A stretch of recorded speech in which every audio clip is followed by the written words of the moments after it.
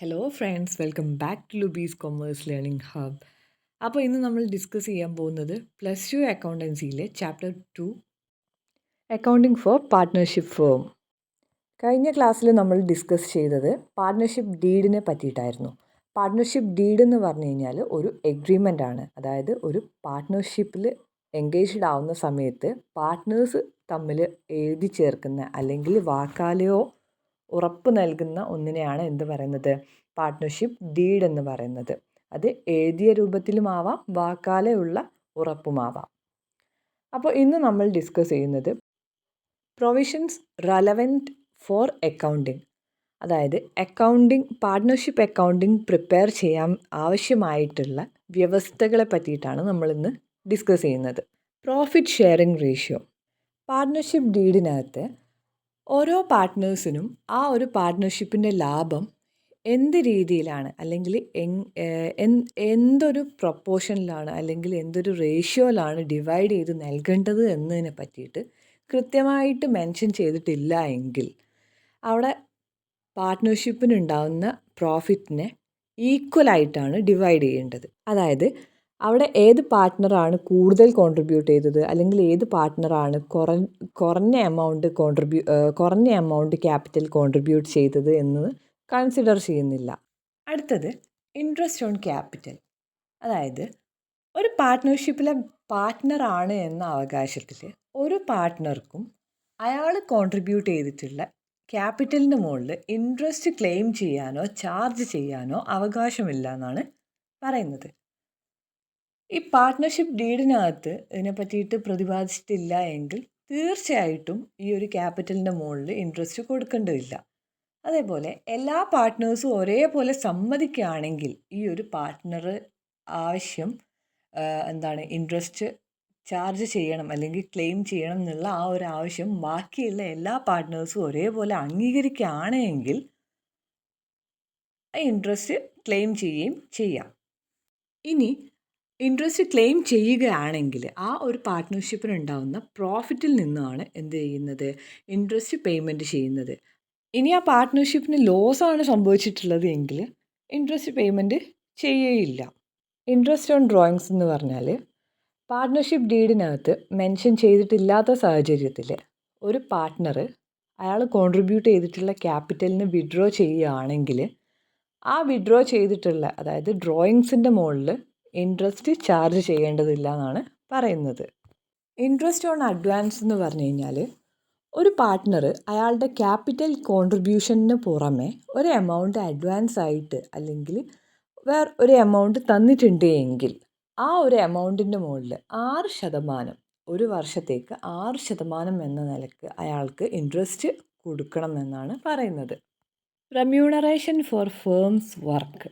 അതായത് പാർട്ട്ണർഷിപ്പ് ഡീഡിൽ പറയുന്നത് വരെ അല്ലെങ്കിൽ മെൻഷൻ ചെയ്യുന്നത് വരേക്കും ആ ഒരു പാർട്ട്ണർഷിപ്പ് ഫേമിൻ്റെ ആവശ്യത്തിന് വേണ്ടിയിട്ട് ഏതൊരു പാർട്ട്ണർ പ്രവർത്തിച്ചു കഴിഞ്ഞാലും അല്ലെങ്കിൽ വർക്ക് ചെയ്ത് കഴിഞ്ഞാലും അയാൾക്ക് റെമ്യൂണറേഷൻ ഓർ സാലറി കൊടുക്കേണ്ടതില്ല എന്നാണ് പറയുന്നത്. ഇന്ത്യൻ പാർട്ട്ണർഷിപ്പ് ആക്ട് സ്പെസിഫൈ ചെയ്യുന്ന 1-2 കോൺട്രാക്റ്റ് ബിറ്റ്വീൻ പാർട്ട്നേഴ്സും കൂടെ നോക്കാം നമുക്ക്. അതായത് ആദ്യത്തത് എന്താ പറയുന്നത്, ഒരു പാർട്ട്ണർ ലാഭം നേടുകയാണ് എങ്കിൽ എങ്ങനെയൊക്കെ, from any transaction of the firm, ആ ഒരു ഫേമിൻ്റെ ഏതെങ്കിലും ഒരു ട്രാൻസാക്ഷനിലൂടെ അല്ലെങ്കിൽ ഇടപാടിലൂടെ, or from the use of the property, ഈ ഒരു ഫേമിൻ്റെ പ്രോപ്പർട്ടി വസ്തുവകകൾ ഉപയോഗിച്ചതിൻ്റെ പേരിൽ, or business connection of the firm, business connection, ആ ഒരു ഫേമിൻ്റെ ബിസിനസ് കണക്ഷനിലൂടെയോ, ഓർ ദ ഫേം നെയിം, ആ ഫേമിൻ്റെ പേര് വെച്ചിട്ടോ ഒരു പാർട്ട്ണർ ലാഭം നേടുന്നുണ്ട് എങ്കിൽ ആ പാർട്ട്ണർ എന്ത് ചെയ്യണം, ആ ഫേമിന് ആ നേടുന്ന ലാഭത്തിൻ്റെ ഒരു വിഹിതം കൊടുക്കണം. അടുത്ത കേസ് എന്താണ് പറയുന്നത്, ഒരു പാർട്ട്ണർ ഈ ഫേമിൻ്റെ അതേ സ്വഭാവമുള്ള അല്ലെങ്കിൽ നാച്ചുറലുള്ള ഒരു ബിസിനസ് നടത്തുന്നുണ്ട് എങ്കിൽ അയാൾ എന്ത് ചെയ്യണം, ആ ബിസിനസ്സിൻ്റെ ലാഭം മുഴുവനും കണക്കാക്കിയിട്ട് ഈ ഫേമിന് കൊടുക്കണം. അടുത്തത് നമ്മൾ ഡിസ്കസ് ചെയ്യുന്നത് പാർട്ട്ണർഷിപ്പ് അക്കൗണ്ട്സ് പ്രിപ്പയർ ചെയ്യുന്നതിൻ്റെ പ്രത്യേക വശങ്ങളെ പറ്റിയിട്ടാണ്. ജസ്റ്റ് എല്ലാ പോയിൻറ്റ്സും ഒന്ന് നോക്കാം, ശേഷം നമുക്ക് ഓരോന്നോരോന്നായിട്ട് ഡിസ്കസ് ചെയ്യാം. Maintenance of partners capital account, അതായത് പാർട്ട്നേഴ്സിൻ്റെ ക്യാപിറ്റൽ അക്കൗണ്ട്സ് മെയിൻറ്റെയിൻ ചെയ്യുന്ന. Distribution of profit and loss among the partners. Adjustments for wrong appropriation of profits in the past. Reconstitution of the partnership firm. പിന്നെ dissolution of partnership firm. അപ്പോൾ ആദ്യത്തേത് maintenance of partners capital accounts. ഒരു partnership ഫേമിൻ്റെ പാർട്ട്നേഴ്സുമായിട്ട് ബന്ധപ്പെടുന്ന എല്ലാവിധ transactions അല്ലെങ്കിൽ ഇടപാടുകളും ആ ഫേമിൻ്റെ ബുക്സിൽ, അതായത് അക്കൗണ്ട് ബുക്സിൽ നമ്മൾ റെക്കോർഡ് ചെയ്യണം. അതേപോലെ ഓരോ പാർട്ട്നേഴ്സിൻ്റെയും ക്യാപിറ്റൽ അക്കൗണ്ടും സെപ്പറേറ്റ് ആയിട്ട് മെയിൻറ്റെയിൻ ചെയ്യണം. പാർട്ട്നേഴ്സിൻ്റെ ക്യാപിറ്റൽ അക്കൗണ്ട് മെയിൻറ്റെയിൻ ചെയ്യാൻ വേണ്ടിയിട്ട് 2 മെത്തേഡാണ് യൂസ് ചെയ്യുന്നത്. ഫസ്റ്റ് വൺ ഫിക്സഡ് ക്യാപിറ്റൽ മെത്തേഡും സെക്കൻഡ് ഫ്ലക്ച്വേറ്റിംഗ് ക്യാപിറ്റൽ മെത്തേഡും. ഫിക്സഡ് ക്യാപിറ്റൽ മെത്തേഡ് എന്ന് പറഞ്ഞു കഴിഞ്ഞാൽ ഈ പാർട്ട്ണർഷിപ്പ് തുടങ്ങിയ സമയത്ത് ഈ പാർട്ട്ണർ ഇൻട്രൊഡ്യൂസ് ചെയ്തിട്ടുള്ള ക്യാപിറ്റൽ അയാൾ ഒരു പുതിയ എമൗണ്ട് അല്ലെങ്കിൽ പുതിയൊരു ക്യാപിറ്റൽ ഇൻട്രൊഡ്യൂസ് ചെയ്യുന്നത് വരേക്കും ആ ഒരു ക്യാപിറ്റൽ, ആദ്യം ഇൻട്രൊഡ്യൂസ് ചെയ്തിട്ടുള്ള ക്യാപിറ്റൽ അതേപോലെ തന്നെ നിലനിൽക്കുന്നതാണ് പറയുന്നത്. ആ ഒരു എമൗണ്ടിൽ മാറ്റം വരില്ല എന്ന്. അതുകൊണ്ട് തന്നെ ഒരേ സമയത്ത് ഈ പാർട്ട്ണറിൻ്റെ ക്യാപിറ്റൽ അക്കൗണ്ടും കറണ്ട് അക്കൗണ്ടും മെയിൻറ്റെയിൻ ചെയ്യേണ്ടി വരുന്നുണ്ട്. അതായത് കറണ്ട് അക്കൗണ്ടിനകത്ത് ഇൻട്രസ്റ്റ് ഓൺ ഡ്രോയിങ്സ്, പാർട്ട്ണറിൻ്റെ സാലറി, പിന്നെ അതേപോലെ പാർട്ട്ണറിൻ്റെ കമ്മീഷന്, ഇൻട്രസ്റ്റ് ഓൺ ക്യാപിറ്റൽ, അങ്ങനെ വരുന്ന ഐറ്റംസൊക്കെ എവിടെ കൊടുക്കുക? കറണ്ട് അക്കൗണ്ടിനകത്ത്. ക്യാപിറ്റൽ അക്കൗണ്ടിനകത്ത് എപ്പോഴും ഒരു ക്രെഡിറ്റ് ബാലൻസ് ആയിരിക്കും കാണിക്കുക. അതേപോലെ കറണ്ട് അക്കൗണ്ടിനകത്താണെങ്കിൽ ഡെബിറ്റ് ബാലൻസ്. അടുത്ത മെത്തേഡാണ് ഫ്ലക്ച്വേറ്റിംഗ് ക്യാപിറ്റൽ മെത്തേഡ്. ഇവിടെ ഒരു അക്കൗണ്ടാണ് മെയിൻറ്റെയിൻ ചെയ്യുന്നത്. അതായത് പാർട്ട്ണറിൻ്റെ ക്യാപിറ്റൽ അക്കൗണ്ട് മാത്രമാണ് നമ്മൾ മെയിൻറ്റെയിൻ ചെയ്യുന്നത്. അതേപോലെ അക്കൗണ്ട് ബാലൻസ്, നേരത്തെ ഫിക്സഡ് ക്യാപിറ്റൽ മെത്തേഡിൽ ക്യാപിറ്റൽ അക്കൗണ്ട് ബാലൻസ് എപ്പോഴും ക്രെഡിറ്റ് ആയിരുന്നു. അതേപോലെ അത് ഒരിക്കലും മാറുന്നില്ല എന്ന് പറഞ്ഞിട്ടുണ്ടായിന്. ഇവിടെ ഒരു അക്കൗണ്ട് മെയിൻറ്റെയിൻ ചെയ്യുന്ന കാരണം എപ്പോൾ വേണമെങ്കിലും അക്കൗണ്ട് ബാലൻസ് മാറിക്കൊണ്ടിരിക്കും. ഫിക്സഡ് ക്യാപിറ്റൽ മെത്തേഡാണെങ്കിലും ഫ്ലക്ച്വേറ്റിംഗ് ക്യാപിറ്റൽ മെത്തേഡാണെങ്കിലും യൂസ് ചെയ്യുന്ന സമയത്ത് എന്തൊക്കെ ഐറ്റംസാണ് ആ ഒരു പർട്ടിക്കുലർ അക്കൗണ്ട് പ്രിപ്പയർ ചെയ്യുന്നതിൽ ഇൻക്ലൂഡ് ചെയ്യേണ്ടത് എന്നുള്ളത് ഫോർമാറ്റിൽ കൊടുത്തിട്ടുണ്ട്. അപ്പോൾ ക്ലിയറായിട്ട് നല്ല വ്യക്തമായിട്ടും ആ ഒരു ഫോർമാറ്റ് പഠിച്ചു വെക്കണേ. അടുത്തത് ഫിക്സഡ് ക്യാപിറ്റൽ മെത്തേഡിനെയും അതേപോലെ ഫ്ലക്ച്വേറ്റിംഗ് ക്യാപിറ്റൽ മെത്തേഡിനെയും ഒന്ന് ഡിസ്റ്റിങ്വിഷ് ചെയ്ത് നോക്കാം നമുക്ക്.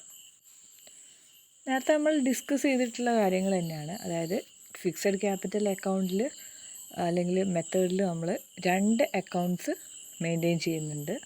അതേ സ്ഥാനത്ത് ഫ്ലക്ച്വേറ്റിംഗ് ക്യാപിറ്റൽ അക്കൗണ്ടിൽ ഒരു അക്കൗണ്ട് മാത്രമാണ് നമ്മൾ മെയിൻറ്റെയിൻ ചെയ്യുന്നത്. അതായത് പാർട്ട്നേഴ്സ് ക്യാപിറ്റൽ അക്കൗണ്ട് എന്ന് പറഞ്ഞിട്ടും, ഫിക്സഡ് ക്യാപിറ്റൽ മെത്തേഡിലാണെങ്കിൽ പാർട്ട്നേഴ്സ് ക്യാപിറ്റൽ അക്കൗണ്ടും അതേപോലെ പാർട്ട്നേഴ്സ് കറണ്ട് അക്കൗണ്ടും. അടുത്തത് അഡ്ജസ്റ്റ്മെൻറ്റ്സ്, അതായത് drawings, salary, interest on capital, അങ്ങനെ തുടങ്ങിയിട്ടുള്ള അഡ്ജസ്റ്റ്മെൻറ്റ്സ് കാര്യങ്ങളൊക്കെ ചെയ്യുന്നത് ഫിക്സഡ് ക്യാപിറ്റൽ മെത്തേഡിലാണെങ്കിൽ കറണ്ട് അക്കൗണ്ടിലാണ്. അതായത് പാർട്ട്നേഴ്സ് കറണ്ട് അക്കൗണ്ടിലാണ് ഈ അഡ്ജസ്റ്റ്മെൻറ്റ്സൊക്കെ കാര്യങ്ങളൊക്കെ കൊടുക്കുന്നത്. അതേ സ്ഥാനത്ത് ഫ്ലക്ച്വേറ്റിംഗ് ക്യാപിറ്റൽ അക്കൗണ്ടിലാണെങ്കിൽ ആ ഒരു പാർട്ട്നേഴ്സ് ക്യാപിറ്റൽ അക്കൗണ്ടിൽ ഡയറക്റ്റാണ് അഡ്ജസ്റ്റ്മെൻറ്റ്സ് കൊടുക്കുന്നത്. പിന്നെ ഫിക്സഡ് ബാലൻസ്, പാർട്ട്ണറുടെ capital account balance remains unchanged, അത് മാറാതെ കിടക്കുന്നു, മാറ്റങ്ങളൊന്നും വരാതെ കിടക്കും. ഏതുവരെ? പാർട്ട്ണർ ഒന്നുകിൽ വിഡ്രോ ചെയ്യണം, ഇല്ലെങ്കിൽ പുതിയ ക്യാപിറ്റൽ ഇൻട്രൊഡ്യൂസ് ചെയ്യുന്നത് വരെ. അത് ഫിക്സഡ് ക്യാപിറ്റൽ മെത്തേഡിൻ്റെ കേസിലാണ്. അടുത്തത് ഫ്ലക്ച്വേറ്റിംഗ് ക്യാപിറ്റൽ മെത്തേഡ്. അവിടെ ഓരോ വർഷം കഴിയുന്നതിനനുസരിച്ചും അല്ലെങ്കിൽ ടൈം ടു ടൈം എന്ത് ചെയ്തുകൊണ്ടിരിക്കും? അക്കൗണ്ട് ബാലൻസ് മാറിക്കൊണ്ടിരിക്കും. അടുത്തത് ക്രെഡിറ്റ് ബാലൻസ്. അതായത് ഫിക്സഡ് ക്യാപിറ്റൽ മെത്തേഡിനകത്ത് എപ്പോഴും ഒരു ക്രെഡിറ്റ് ബാലൻസ് ആയിരിക്കും കാണിക്കാമെന്ന് പറഞ്ഞു. ക്യാപിറ്റൽ അക്കൗണ്ട് എപ്പോഴും ക്രെഡിറ്റ് ബാലൻസ് ആണ് കാണിക്കുക. അതേ സ്ഥാനത്ത് ഫ്ലക്ച്വേറ്റിംഗ് ക്യാപിറ്റൽ മെത്തേഡിനകത്ത് ക്യാപിറ്റൽ അക്കൗണ്ട്, പാർട്ട്ണറുടെ ക്യാപിറ്റൽ അക്കൗണ്ട് എപ്പോഴെങ്കിലുമൊക്കെ ആയിട്ട്, അല്ലെങ്കിൽ sometimes it may show a debit balance also. ഒരു ഡെബിറ്റ് ബാലൻസും കാണിക്കും. എപ്പോഴും ക്രെഡിറ്റ് ബാലൻസ് ആയിരിക്കില്ല എന്നാണ് പറഞ്ഞിട്ടുള്ളത്. അപ്പോൾ വീഡിയോ എല്ലാവരും കണ്ട് ഇഷ്ടപ്പെട്ട് കഴിഞ്ഞാൽ ലൈക്ക് ചെയ്യുക, ഷെയർ ചെയ്യുക. അതേപോലെ നമ്മുടെ ചാനൽ സബ്സ്ക്രൈബ് ചെയ്യാത്തവർ സബ്സ്ക്രൈബ് ചെയ്യുക. അപ്പോൾ താങ്ക്സ് ഫോർ വാച്ചിങ്.